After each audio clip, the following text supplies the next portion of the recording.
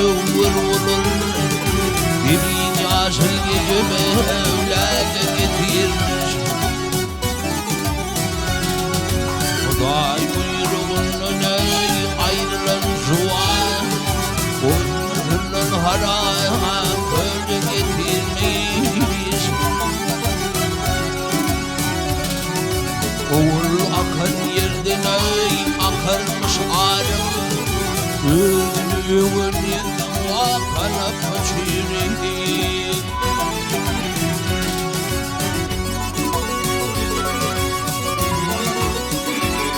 Ya tepten asla tutkun yar Avrayın şer Damat aşrafına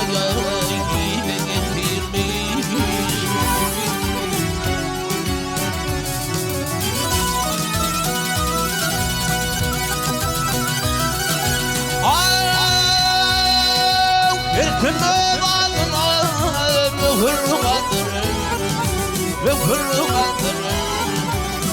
Yadılar takdirime hep bozdular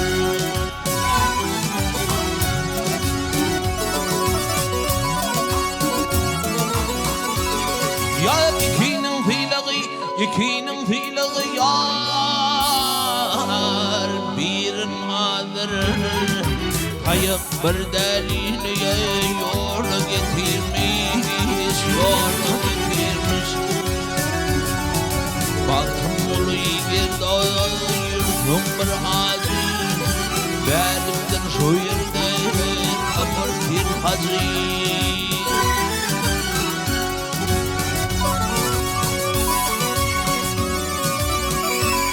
Ya bir yaşını getir Adam bir vücud Hareket ediyor dile getirmiş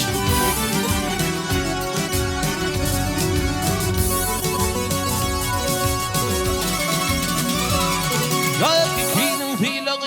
ikinin filağı yar birin adır Kayıp bir deliğine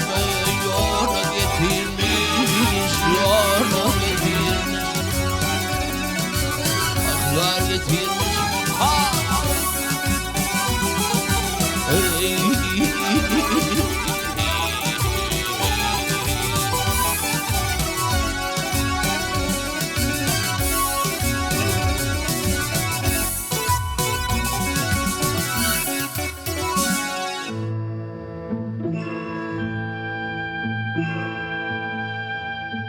Mağtum olu sözlerim